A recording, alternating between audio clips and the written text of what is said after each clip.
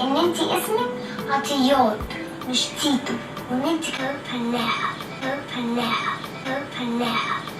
انا ابويا طبيب بلد، وعندنا في البلد بيروح الغيط قسما بالله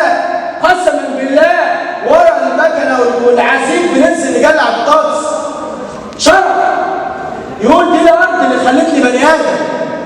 لو مش عارف قيمه الارض، اللي الفلاح البدائي كان موجود عندك في فيلم سن الارض بيحرتها بايده كده، هو عايزك ما تامنش الفلاح، فما تلاقيش ابن الفلاح بقى فلاح. يا بابا انا بقى فلاح؟ لا يا بابا لا، ما تعملش فيها كده، سيبنا اشتغل على توك توك. ابقى طيار، ابقى اسمي طيار على توك توك، طيار توك توك، بركب مسيرات فيستا ابقى طيار. انا بقى فلاح يا بابا؟ لا روح اتقدم له انت فلاح. امال مين يزرع بردانه؟ مين هيعمل جاموسه؟ مين هيشربك الفرنش كوفي؟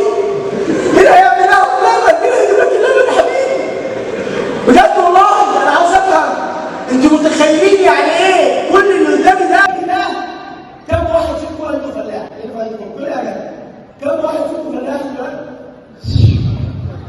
بعد بابا ربنا ما يتوفاه يعني بعد عمر طويل، مين هيقف في الارض؟ مين هيحط فلوس الجاموسه؟ مين هيحشر بنزين كده ولا بره في الدنيا؟ مين هيقعد في الارض دي؟ نسيبها صحراء عشان نستورد من بره. صح ولا ايه؟ عشان ما تعملش تنجلي طول يومك